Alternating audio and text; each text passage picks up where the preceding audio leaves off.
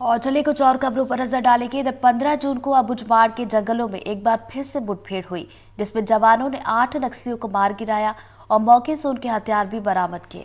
इस मुठभेड़ में एसटीएफ के एक जवान शहीद हो गए। 4 दशक से बस्तर में नक्सली काबिज है और पहली बार नक्सलियों के उस इलाके को टारगेट किया जा रहा है जहां जवानों का पहुंचना बेहद कठिन है। ऐसे में एनडीटीवी की टीम ने भी उस घटना स्थल पर पहुंचकर जहां पर एनकाउंटर हुआ था, अबुझमाड़ के जंगलों से एनकाउंटर की पूरी कहानी बता रहे हमारे संवाददाता विकास तिवारी। 15 जून को अबुझमाड़ के कुतुल के उस इलाके में एक बड़ी मुठभेड़ हुई, जिस इलाके को माओवादियों की राजधानी माना जाता था। और इस मुठभेड़ में 8 माओवादी मारे गए, जिन पर पुलिस के अनुसार लगभग 48 लाख रुपए का इनाम घोषित था। साथ ही साथ एसटीएफ का एक जवान शहीद हुए और 2 जवान घायल हो गए।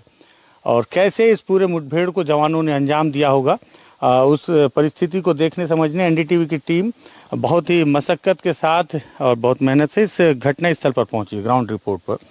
तो यहाँ वो सारी परिस्थितियां हैं जो मैं आपको दिखाना चाहूँगा। सबसे पहले मैं आपको शुरुआत से समझा दूं कि इस इलाके में माओवादियों की उपस्थिति थी, जिसकी जानकारी पुलिस ने अपने अलग अलग जो गैजेट हैं या नए उपकरण हैं, जिसमें ड्रोन और माओवादियों के जो मोबाइल नेटवर्क हैं या उनके मुखबिरों के सहारे जिस भी माध्यम से उन्होंने माओवादियों का ये लोकेशन ट्रैक किया। और ट्रैक करने के बाद इस इलाके को जब उन्होंने भौगोलिक तरीके से समझा होगा, तो यही वजह है कि उन्होंने नारायणपुर, दंतेवाड़ा, कोंडागांव और कांकेर से एसटीएफ, डीआरजी और आईटीबीपी की टीम को चारों इलाके से इस इलाके की घेराबंदी करने के लिए एक साथ रवाना किया। जब जवान यहाँ पर पहुँचे तो हम आज एक एसटीएफ के जवान से बातचीत हो रही थी, तो उन्होंने बताया कि लगभग 900 फीट ऊंचाई पर है ये घटनास्थल। और मैं आपको दिखाऊं तो हम उसी पॉइंट पर हैं। ये चारों तरफ पहाड़ियां हैं और ये पहाड़ी के सबसे ऊंचे स्थान पर हैं जहां पर ये मुठभेड़ हुई है। और यहाँ पहुंचने के लिए आपको सबसे पहले माओवादियों की राजधानी थी कभी कुतुल, वहाँ पहुँचना होगा। वहाँ से 3-4 पहाड़ियाँ पार करके लगभग 16 किलोमीटर की दूरी पार करके यहाँ तक आप पहुँचेंगे। और यहाँ पहुँचने के बाद जवानों ने, सबसे यहाँ पे खास बात है कि इतनी बड़ी संख्या में जवान माओवादियों के इस इलाके में पहुँचे और माओवादियों की इसकी भनक तक नहीं लग पाई।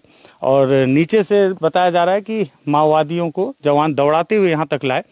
और माओवादी यहाँ आने के बाद इस पत्थर पर, ये जो इलाका है, ये इलाका सबसे उनके लिए अनुकूल था जहाँ पर वो मोर्चा ले पाते, जहाँ सारे माओवादी, जो 8 माओवादी थे, उन्होंने मोर्चा लिया और मुठभेड़ हुई।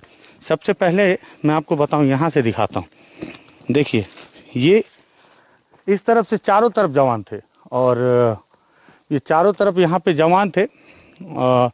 वहाँ से फायरिंग चल रही थी, माओवादी इस पत्थर के पीछे थे। और यहाँ पे देखिए क्या क्या मिला है।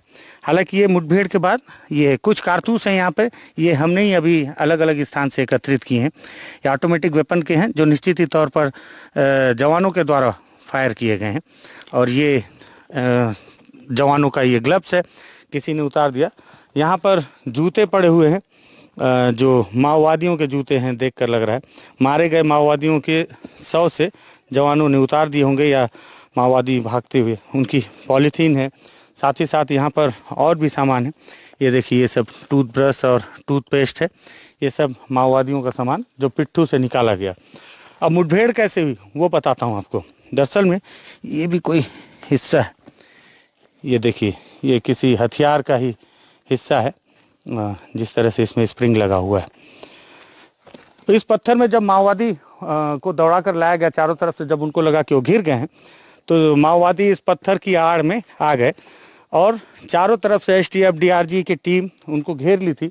अब कोई रास्ता नहीं था माओवादियों के पास यहाँ से भागने का, तो उन्होंने भी लड़ना ही मुनासिब समझा जब तक उनके पास कारतूस थी। देखिए, ये गोलियों के निशान है पत्थरों में, और उस तरफ से जो गोलियों के निशान है वो सीधा इस तरफ में दागे गए हैं। साथ ही साथ यहाँ पे एक बीजीएल का सेल पड़ा हुआ है ये, और जो जवानों के द्वारा दागा गया है। दूसरा बीजीएल का सेल यहाँ आपको दिखेगा, यहाँ पे भी दागा गया है। और ये यहाँ पत्थरों पे गोलियों के निशान, और ये पेड़ों पे आप गोलियों के निशान देखें, ये साफ बयां करते हैं कि किस तरह से यहाँ पे मुठभेड़ हुई होगी। दूसरी चीज़ कि माओवादियों ने ये पत्थरों पे यहाँ पे मोर्चा लिया हुआ था, और चारों तरफ से जवान घिर गए थे। पहले उन्हें लगा कि इसी तरफ से जवान है और उन्होंने मोर्चा लिया। यहाँ ये सब सामान उनका बिखरा पड़ा है, पैसे भी हैं जो फाड़ दिया किसी ने।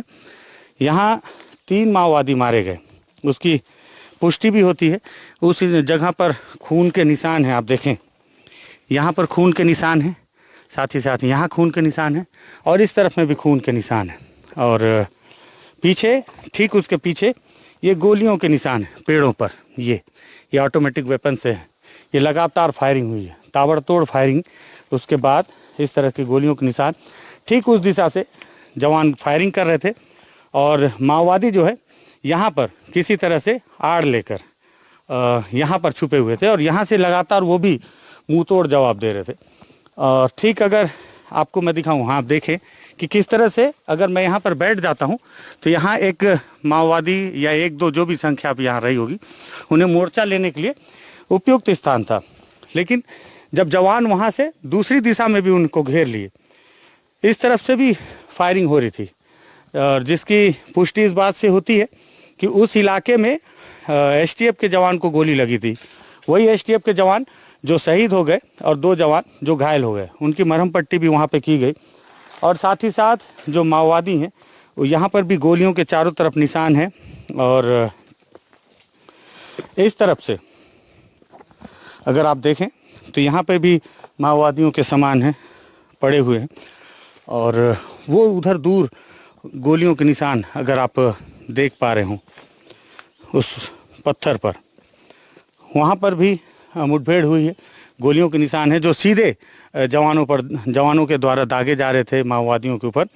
और यहाँ पहुँचने के बाद माओवादियों को ये बात तय हो गई थी, उन्हें समझ में आ गई थी कि अब उनके पास भागने का कोई रास्ता नहीं। और जब तक उनके पास कारतूस था तब तक वो लड़े और जब कारतूस ख़त्म हो गया तो उसके बाद शायद वो जवानों के निशाने पर आ गए और मारे गए। यहाँ पर भी एक माओवादी की मौत हुई है। और ये जो पत्थर आप देख रहे हैं बड़ा सा, इस पत्थर पे भी यूबीजीएल दागा गया है जवानों के द्वारा और यूबीजीएल के ब्लास्ट के बाद वो पत्थर वहाँ से सरक गया है। नीचे पत्थर में गोलियों के निशान हैं। उन गोलियों को निशान को देखकर आप समझ जाएंगे कि इस तरफ से भी जवानों ने माओवादियों को पूरी तरह से घेर रखा था। अब इसमें सबसे खास बात यह है कि ये बेहद अंदरूनी इलाका है अबूझमाड़ का। आसपास के कुछ ग्रामीणों ने बताया कि उन्होंने अपने जीवन में पहली बार इस इलाके में इस तरह की मुठभेड़ की आवाज़ें सुनी और इस तरह का मंजर देखा है आने के बाद। इससे पहले उन्होंने माओवादियों को देखा था लेकिन इस तरह की मुठभेड़ें नहीं देखी थी। तो इससे आप इस बात का अंदाज़ा लगा सकते हैं कि जवान अब माओवादियों के उस इलाके में जाकर मुठभेड़ कर रहे हैं जिस इलाके तक पहुंच पाना उनके लिए कभी बेहद मुश्किल रहा। लेकिन इस इलाके तक केवल जवान पहुंच नहीं रहे हैं बल्कि सफलतापूर्वक ऑपरेशन कर रहे हैं, बड़ी संख्या में माओवादियों को मार रहे हैं और खुद को सुरक्षित भी रख रहे हैं। ये बात अलग है कि इस मुठभेड़ में एक एसटीएफ के जवान शहीद हुए और 4 जवान घायल हुए, लेकिन 8 माओवादी मारे गए जिस पर पुलिस ने 48 लाख का इनाम घोषित कर रखा था।